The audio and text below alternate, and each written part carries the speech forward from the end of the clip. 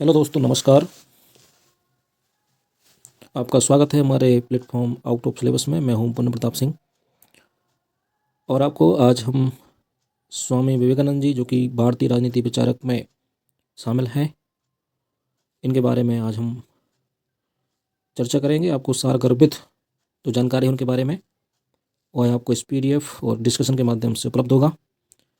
यह कंटेंट है आपकी राजेश मिश्रा सर की पुस्तक, जो कि नेट JRF के लिए मार्केट में उपलब्ध है। देखते हैं आज इस चर्चा में विवेकानंद जी युवा, जो भारतीय युवा हैं, उनके लिए प्रेरणा स्रोत हैं, इसलिए उनके बारे में जानना जरूरी है।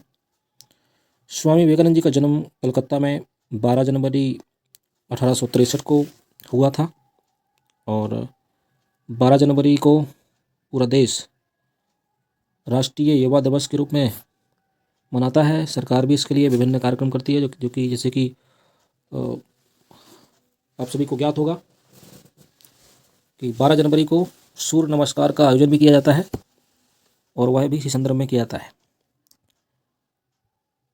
इनका जो बचपन का नाम था वो था आपका नरेंद्र नाथ दत्त। तो ये भी क्वेश्चन पूछा जा सकता है कि बचपन का नाम इनका क्या था, तो नरेंद्र नाथ दत्त था। इसके अलावा इन्होंने कुछ संस्थाओं की स्थापना की थी। तो 1886 में रामकृष्ण संघ की स्थापना की। तो रामकृष्ण संघ की स्थापना क्योंकि रामकृष्ण परमहंस इनके क्या थे, गुरुजी थे। वो स्थापना कब की गई, 1986 में। इसके अलावा जिसके कारण स्वामी विवेकानंद जी को प्रसिद्धि प्राप्त हुई है, उसका एक प्रमुख कारण है आपका 11 सितंबर 1893 को शिकागो में विश्व धर्म संसद में विवेकानंद जी द्वारा भाग लेना और भारतीय संस्कृति पर उत्कृष्ट भाषण देना। तो ये भाषण कब दिया था, इसकी आप तिथि बिल्कुल ध्यान रखें, 11 सितंबर 1893 को शिकागो में। ओके। फिर आपकी अगली तिथि महत्वपूर्ण है, 1 मई 1897 को कलकत्ता के पास बेलूर में रामकृष्ण मिशन की स्थापना की गई और यहीं बेलूर मठ भी है आपका। ये स्थापना कब की, 1897 को। इसको आप ध्यान रखें। किसी की डेट ऑफ बर्थ हो तो उसको 100 साल पहले करके इस तरीके से हम उसको याद कर सकते हैं। यह महत्वपूर्ण है। आधुनिक वेदांत और राजयोग उनका प्रमुख दर्शन था, यानी वेदांत को उन्होंने महत्वपूर्ण बताया है ना। आधुनिक वेदांत और राजयोग उनका प्रमुख दर्शन था। उनका प्रसिद्ध कथन है कि उठो जागो और तब तक नहीं रुको जब तक कि लक्ष्य की प्राप्ति न हो जाए। यानी कि युवाओं के लिए मोटिवेशन का काम है कि जब तक आपको अपने लक्ष्य की प्राप्ति ना हो जाए तब तक रुकना नहीं है। इसके अलावा इनकी मृत्यु का जो कालखंड है वो समय आपका 4 जुलाई 1902 को उनकी बेलूर मठ में मृत्यु हो जाती है। तो MP सेट वाले ध्यान दें, कई बार इनको डेट पूछ सकते हैं उनकी मृत्यु कब हुई और कहाँ हुई, क्योंकि भारतीय संस्कृति और वर्तमान में भारत सरकार के प्रमुख केंद्र बिंदु के रूप में विवेकानंद जी को देखा जा रहा है ना। इसके अलावा इनका जन्मदिन राष्ट्रीय युवा दिवस के रूप में मनाया जाता है। वही बताते हैं कि सभी शिक्षण संस्थाओं में और पूरे भारत में योग दिवस के रूप में 12 जनवरी को मनाया जाता है। इसलिए स्वामी विवेकानंद जी बहुत ही महत्वपूर्ण व्यक्तित्व हैं संस्कृति के लिए, समाज के लिए, और हमारे लिए भी परीक्षा में भी इनके कथन और इनकी संस्थाएं पूछी जाती हैं, इसलिए यह जरूरी हो जाता है हमारे लिए पढ़ना। इसके बाद हम देखते हैं इनकी रचनाएं कौन कौन सी हैं। तो इनकी जो प्रमुख रचनाएं हैं, 6 lessons on Rajyoga, Karma Yoga, lectures from Colombo to Almora. तो श्रीलंका से अल्मोड़ा उत्तराखंड तक की जो उन्होंने लेक्चर व्याख्यान दिए थे, है ना, उनके बारे में इनको समाहित किया गया है। प्रैक्टिकल वेदांत। तो ये सब इनकी रचनाएं हैं जिनको आप ध्यान रखेंगे। नव वेदांतिक विचारधारा, देखिए, अगर आप पहली बार आए हों हमारे चैनल पर तो कृपया करके सब्सक्राइब कर लें, उसको थोड़ा सपोर्ट करें, आपके सहयोग की हमको आवश्यकता है। इसके पहले हमने महात्मा गांधी पर भी एक वीडियो बनाया हुआ है, आप उसको जाके ज़रूर देखें। अब ये नव वेदांतिक विचारधारा क्या है? तो विवेकानंद जी अद्वैत दर्शन को मानते थे, जिसके अनुसार एक ही ब्रह्म या ईश्वर समूचे विश्व में विद्यमान है और विश्व में दिखने वाले भौतिक तत्व इसी ब्रह्म के परिणाम है। तो विवेकानंद जी अद्वैत दर्शन को मानते हैं कि एक ही ब्रह्म है और उसमें समूचा विश्व जो है विद्यमान है और सभी भौतिक तत्व इसी ब्रह्म के परिणाम है। विवेकानंद जी के सामाजिक विचार इसी वेदांतिक परंपरा पर आधारित हैं। इसमें मानवीय एकता का आध्यात्मिक आधार निहित है। तो इनके जो विचार हैं वो वेदांत से लिए गए हैं। मानवीय एकता देखने को मिलेगी और उसमें उनका आध्यात्मिक पक्ष मजबूत है। वो यानी हर विचार को, हर विषय वस्तु को वह अध्यात्म के आधार पर देखते हैं। वह कहते हैं कि धर्म भारत का मूल आधार है और धर्म विवेकानंद के विचारों का केंद्रीय तत्व है। उनका मानना था कि धर्म ही वह मूल तत्व है जिस पर चलकर भारत अपनी उन्नति कर सकता है। यानी धर्म को वह प्राथमिकता देते हैं। ओके, इसके बाद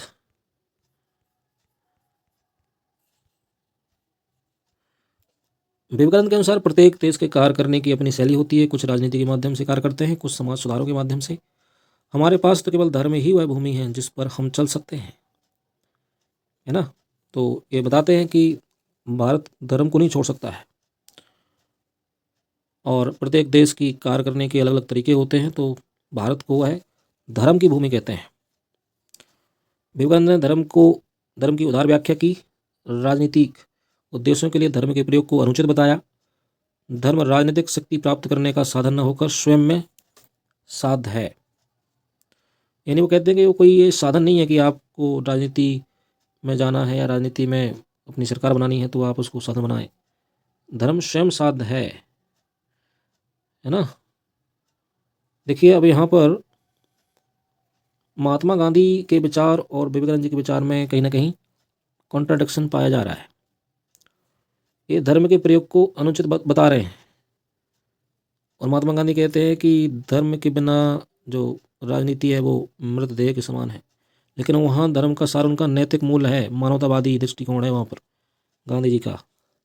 लेकिन यहाँ जो ये धर्म की बात कर रहे हैं यहाँ, क्योंकि विवेकानंद जी हिंदू धर्म से प्रभावित हैं, सनातन संस्कृति से प्रभावित हैं, इसलिए वो कह रहे हैं कि राजनीतिक शक्ति प्राप्त करने का साधन न होकर स्वयं साध्य है क्या? धर्म, है ना।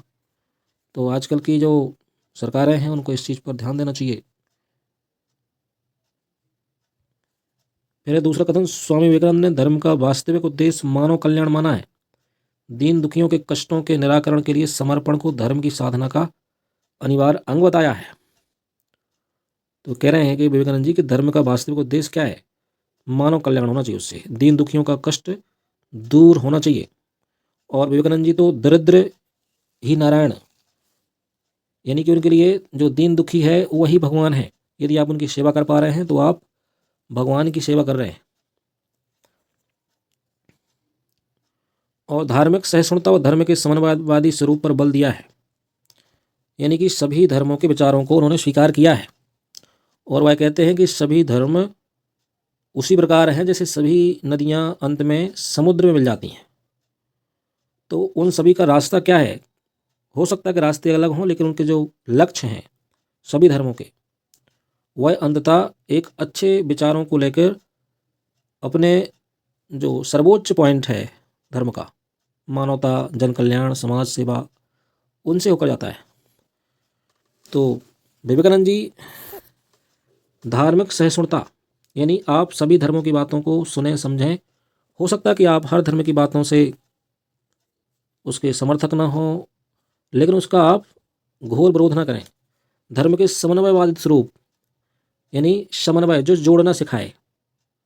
तो धर्म के ऐसे स्वरूप जिसको समाज के द्वारा समझा जाए और समाज के लिए समन्वय का काम करे, तोड़ने का काम ना करे, ऐसे स्वरूप पर विवेकानंद जी बल देते हैं।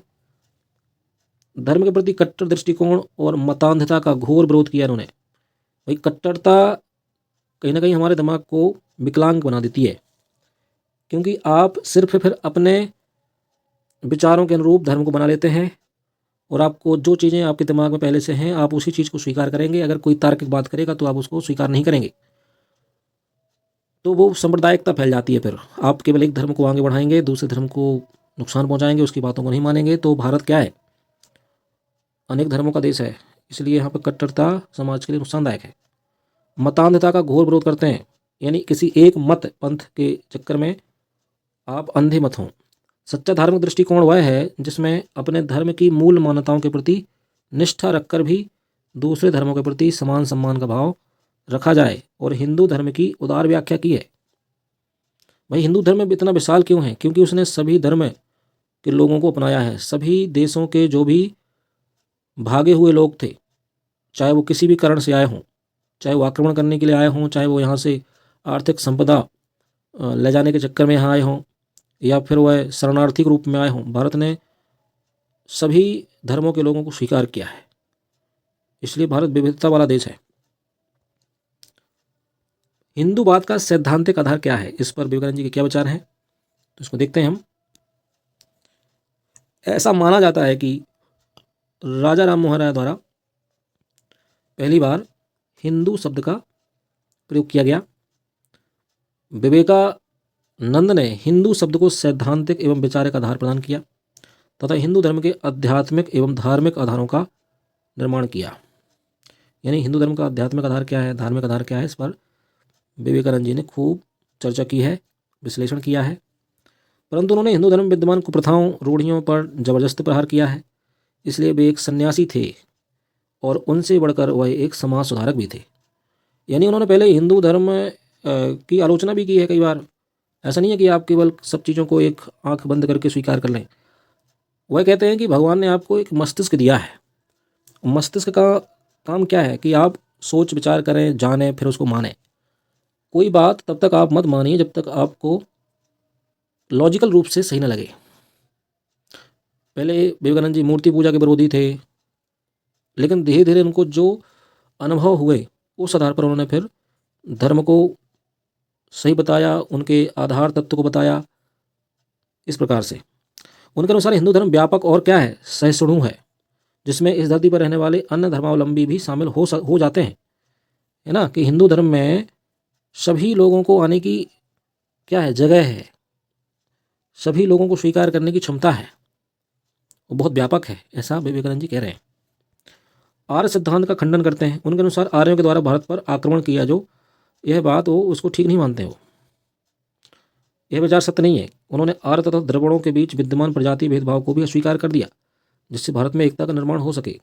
देखिए, जो द्रविड़ और आर्य संस्कृति है, इसको कुछ लोग अलग अलग बताते हैं। यानी कि जो उत्तर भारत है यहाँ पर आर्य है और साउथ में यानी द्रविड़ क्षेत्र में यहाँ के मूल निवासी हैं। ऐसा करके भारत को दो हिस्सों में बांटने का कुछ लोग प्रयास करते हैं, लेकिन विवेकानंद जी इसके सख्त विरोधी हैं। वो कह रहे हैं कि ऐसा कुछ नहीं है, है ना। उन्होंने इसको अस्वीकार कर दिया इस प्रकार से, ताकि भारत में एकता का निर्माण हो सके। दरिद्र नारायण, तो विवेकानंद जी रामकृष्ण परमहंस के विचारों से अत्यधिक प्रभावित थे। उन्होंने दीन दुखियों की सेवा को धर्म माना है। यानी आप दीन दुखियों की सेवा कर रहे हैं तो आप धर्म का काम ही कर रहे हैं। उनके अनुसार यदि मुझे अनेक जन प्राप्त हो जाएं तो भी वे उन्हीं दीन दुखियों की सेवा करने का प्रयास करेंगे, ना कि मोक्ष प्राप्त करने का प्रयत्न करेंगे। उनके अनुसार सामाजिक मोक्ष व्यक्तिगत मोक्ष से ज़्यादा महत्वपूर्ण है। ठीक है ना। यानी अगर आपके, वो कहते हैं कि अगर आपके पड़ोस में कोई व्यक्ति भूखा है तो आपको पूजा करके, हवन करके, दान करके कोई पुण्य प्राप्त नहीं होने वाला है। क्योंकि अगर आप अपने पड़ोसी को उसकी भूख को शांत नहीं कर पा रहे हैं तो आपके उस भक्ति पूजा का कोई महत्व नहीं है। सांस्कृतिक राष्ट्रवाद, तो विवेकानंद का जो राष्ट्रवाद है वो संस्कृति से जुड़ा हुआ है। विवेकानंद के विचारों से भारत में राष्ट्रवाद का आधार निर्मित हुआ, क्योंकि उन्होंने कहा कि कमजोरी मृत्यु के समान है और प्रत्येक व्यक्ति को शक्तिशाली बनाने का इन्होंने समर्थन किया है कि आप आत्मविश्वास को बढ़ाएं, अपनी संस्कृति के प्रति सम्मान प्राप्त करें। और जो लगातार भारत में हमले हुए, चाहे वह मुगल आक्रांता हों, चाहे अंग्रेज हों, इनसे हमारी जो वास्तविक संस्कृति थी उसको क्षति पहुंची है, ऐसा विवेकानंद जी कहते हैं। और उस क्षति की जो उसको पुनर्निर्माण करना है यदि हमारी संस्कृति को, तो हमको अपनी संस्कृति पर गर्व करना होगा। क्योंकि हम देखते उस टाइम पर जब अंग्रेज हैं, क्योंकि हमारा देश उस समय तो गुलाम था 1893 के आसपास, तो वह कहते हैं कि जब सांस्कृतिक रूप से भारत समृद्ध होगा तो उसके अंदर जो विचार हैं वह स्वतंत्रता के भी आएंगे। क्योंकि लगातार आपको अगर दबाया जाए तो आप भूल जाते हैं कि आप कौन हैं। ठीक इसी प्रकार से विवेकानंद जी इस पर विचार कर रहे हैं। उन्होंने भारत के सांस्कृतिक गौरव को पुनर्जीवित किया तथा भारत की सांस्कृतिक विरासत की श्रेष्ठता पर भी बल दिया। यद्यपि उनका राष्ट्रवादी विचार मानवीय एकता पर आधारित है, उनके अनुसार व्यक्ति को देवीय शक्ति अर्जित करनी चाहिए। स्वामी विवेकानंद ने धर्म को भारतीय राष्ट्रवाद का आधार बताया। उनका मानना था कि धर्म ही वह नैतिक बल है जो व्यक्ति और राष्ट्र को शक्ति प्रदान करता है। यानी धर्म को नैतिक बल भी कहते हैं, क्योंकि इससे जो व्यक्ति है उसको राष्ट्र को भी और व्यक्ति को शक्ति प्रदान होती है, प्राप्त होती है। और वह कहते हैं कि राष्ट्रवाद के लिए अतीत से प्रेरणा ली जानी चाहिए व उज्ज्वल भविष्य के प्रति विश्वास होना चाहिए। विवेकानंद ने भारतीय संस्कृति की श्रेष्ठता को भारतीय जनता में आत्मविश्वास व राष्ट्रीयता की भावना विकसित करने हेतु आधार बनाया। देश की जनता में भारतीय होने के गर्व, भाईचारे की भावना और अदम्य देशभक्ति को राष्ट्रीयता के लिए आवश्यक माना है। राष्ट्रीयता के लिए 3 तत्वों की आवश्यकता पर बल दिया उन्होंने। कौन कौन से तत्व हैं राष्ट्रीयता के लिए? सौजन्य की शक्ति में दृढ़ विश्वास, ईर्ष्या व संदेह का अभाव होना चाहिए। राष्ट्रीयता के लिए अच्छे कार्यों में सहायता करने की आवश्यकता है। तो ये विवेकानंद जी द्वारा राष्ट्रीयता के लिए 3 तत्व बताए हैं, इनको आप ध्यान दें। राष्ट्रवाद में मानव के कल्याण की कामना पर क्या है? बल दिया है। राजनीति के प्रति नकारात्मक दृष्टिकोण, तो विवेकानंद राजनीति को विभाजनकारी मानते थे और धर्म को एकता स्थापित करने की शक्ति स्वीकार करते थे, है ना। यानी कि राजनीति समाज को बांटती है, लेकिन धर्म समाज को जोड़ सकता है यदि वह नैतिक कार्य द्वारा संपादित किया जाए। उन्होंने पश्चिमी देशों के लोकतंत्र और दलीय व्यवस्था की भी कड़ी आलोचना की है। उनके अनुसार यह प्रवृत्ति भारत में अपनाने की आवश्यकता नहीं है, बल्कि नैतिक एवं आध्यात्मिक विकास पर बल दिया। उन्होंने नैतिक और आध्यात्मिक विकास को सर्वाधिक महत्व दिया है। वह ब्रिटिश सरकार की आलोचना भी कर रहे हैं। यद्यपि विवेकानंद राजनीति से स्वयं को दूर रखने का प्रयास करते थे, परंतु उन्होंने माना कि उपनिवेशवादी व्यवस्था के द्वारा भारत का शोषण किया गया, भारतीयों के आत्मगौरव एवं सम्मान का भी विनाश किया गया। उन्होंने समाज में सुधार के द्वारा एवं व्यक्तियों के आत्मबल को बढ़ाकर राष्ट्रवादी चिंतन का आधार रखा है। सामाजिक सुधार, विवेकानंद के सामाजिक सुधार के बारे में क्या विचार हैं उसको हम देख सकते हैं। तो सामाजिक सुधार में विवेकानंद जी कहते हैं कि विवेकानंद समाजवादी विचारक कोपरनिकस से प्रभावित थे। तो इसका नाम भी ध्यान रखें आपके, किससे प्रभावित थे? तो कोपरनिकस से प्रभावित थे। वो कहते हैं कि उन्होंने मैं समाजवादी हूँ नामक अपनी पुस्तक में अपने विचार दिए हैं। तो मैं समाजवादी हूँ, इसका संबंध किससे है? विवेकानंद जी से। तो आप इसको ध्यान रखें। स्वतंत्रता तथा गरिमा के प्रति आस्था रखते हुए भी समुदाय के हितों के लिए व्यक्ति के समर्पण की आकांक्षा व्यक्त की। समुदाय का हित हो, ओके, और समुदाय के हित के लिए व्यक्ति का समर्पण होना चाहिए। यानी व्यक्ति अपना काम करे तो ठीक है, लेकिन अपने कामों से कहीं ना कहीं किसका होना चाहिए हित? समाज के सभी लोगों का हित होना चाहिए। मानवीय कार्यों के अंतिम लक्ष्य और परिणाम सामूहिक होने चाहिए, ना कि सिर्फ व्यक्तिगत सुख, है ना। मानवीय कार्यों के अंतिम लक्ष्य परिणाम सामूहिक होने चाहिए, ना कि सिर्फ व्यक्तिगत सुख। विवेकानंद ने मानव मात्र की समानता पर बल दिया व दरिद्रों की सेवा को सर्वोच्च प्राथमिकता दी। ठीक है ना। दलितों व पीड़ितों के उत्थान की आवश्यकता पर बल दिया। सामाजिक व्यवस्था में उच्च वर्णों के वर्चस्व का विरोध किया। अवसर की समानता के सिद्धांत पर बल दिया। जनसाधारण की शक्ति व क्षमताओं में विश्वास जताते हुए इसे राष्ट्रवाद के लिए आवश्यक माना। यानी जब जनसाधारण अपनी शक्ति क्षमताओं में विश्वास जगाएगा और यही राष्ट्रवाद के लिए फिर आवश्यक तत्व माना जाएगा। क्योंकि राष्ट्र के लिए एक व्यक्ति से कुछ नहीं होता है जब तक पूरा समाज अपनी शक्ति क्षमताओं का विकास न कर सके। सामाजिक रूढ़ियों एवं छुआछूत का विरोध करते हैं। उन्होंने हिंदू धर्म में विद्यमान कुरीतियों को दूर करने का प्रयास किया। उनके अनुसार धर्म रसोई घर तक आकर सिमट गया है और जो अत्यधिक नकारात्मक है, उनके अनुसार जब तक आम लोगों को शिक्षा प्राप्त नहीं होगी तब तक राष्ट्रवाद का प्रचार प्रभावी नहीं हो सकता है। यानी कि रसोई घर से संबंधित क्या है, मतलब कि छुआछूत आप खान पान की चीज़ों को देखें कि अभी भी समाज में कुछ जो अ, एक संकीर्ण सोच रखते हैं, उनको देखने को मिलता है कि जातियों के मध्य छुआछूत रख के उनके साथ साथ में बैठकर भोजन नहीं करते हैं। तो इससे हमारा राष्ट्र कमज़ोर होता है, समाज कमज़ोर होता है। समाज व व्यक्ति के मध्य तादाद में स्थापित होना चाहिए। व्यक्ति व समुदाय के हितों के मध्य कोई टकराव नहीं होना चाहिए। भारतीय संस्कृति के गौरव का उद्घोष किया, किंतु पश्चिमी संस्कृति का तिरस्कार नहीं किया। विवेकानंद ने जाति भेद के वर्तमान स्वरूप को गलत बताया, किंतु इसे उन्होंने जाति व्यवस्था के रूप में आई विकृति बताया है। मतलब जाति व्यवस्था खराब नहीं है, लेकिन जो उसका विकृत स्वरूप हो गया है, जहाँ हम एक को छोटा एक को बड़ा बताने लगे हैं, ये बुराई है ना। इससे समाज में विखंडन पैदा होता है, ऊंच नीच का भेद पैदा होता है। उन्होंने भारतीय समाज में प्रचलित रूढ़ियों और अन्यायपूर्ण परंपराओं का विरोध किया है। अस्पृश्यता की भी आलोचना की है। छुआछूत के विरोधी हैं वो। भारतीय समाज में विद्यमान रूढ़िवादता, कूप मंडूकता को समाज के पतन के लिए जिम्मेदार माना। वो बाल विवाह का विरोध करते हैं वो। विवेकानंद ने शिक्षा पर बल दिया। व्यक्ति के नैतिक विकास, आंतरिक क्षमताओं के विकास के लिए शिक्षा के बोध को आवश्यक माना। श्रेष्ठ समाज के निर्माण हेतु नारी की स्वतंत्र व महत्वपूर्ण भूमिका के महत्व को आवश्यक माना है। भारत विश्व गुरु के रूप में, तो विश्व गुरु के रूप में क्या विचार हैं विवेकानंद जी के? तो उन्होंने कहा कि विवेकानंद ने धर्म एवं अध्यात्म को केंद्रीय महत्व प्रदान किया। उनके अनुसार पश्चिम अथवा यूरोपीय देशों की भौतिक एवं वैज्ञानिक उपलब्धि भी अत्यधिक महत्वपूर्ण है। ठीक है ना। यानी धर्म के साथ अध्यात्म को इन्होंने केंद्रीय महत्व प्रदान किया है, परंतु जो पश्चिमी और यूरोपीय देशों में भौतिक प्रगति और वैज्ञानिक तरक्की हो रही है, वह भी महत्वपूर्ण है। उनके अनुसार भौतिक समृद्धि के बिना आध्यात्मिक विकास संभव नहीं है।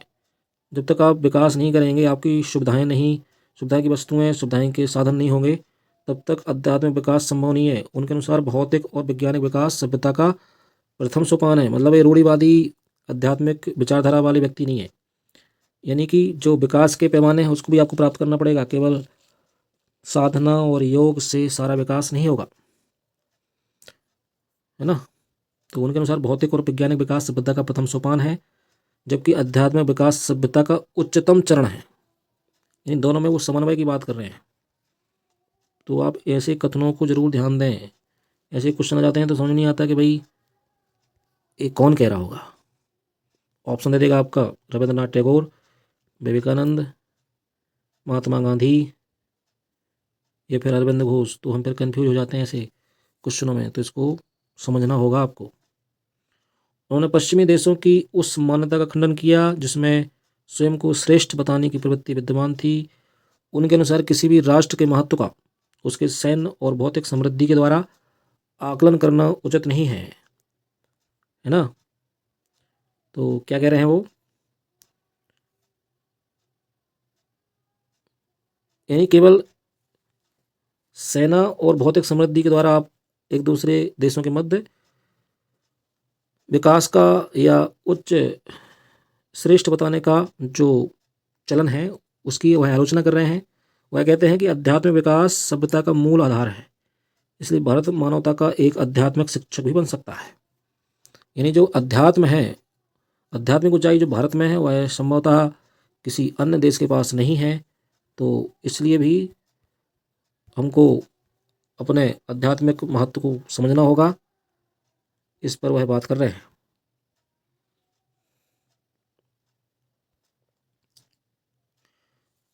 एक आपका ये वाला कथन है कि श्रेष्ठ समाज के निर्माण में नारी की स्वतंत्र और महत्वपूर्ण भूमिका के महत्व को उन्होंने आवश्यक माना है ना। शिक्षा के महत्व को ये बता रहे हैं कि शिक्षा पर बल दिया। व्यक्ति के नैतिक विकास, आंतरिक क्षमताओं के विकास के लिए शिक्षा को बोध को आवश्यक माना है, क्योंकि व्यक्ति का सर्वांगीण विकास कहीं ना कहीं शिक्षा से होता है। अगर शिक्षा बेहतर नहीं होगी तो व्यक्ति का विकास नहीं होगा। इस प्रकार हमने विवेकानंद जी पर एक चर्चा की और आपके आगामी पेपरों के लिए इससे आपको सहायता मिलेगी।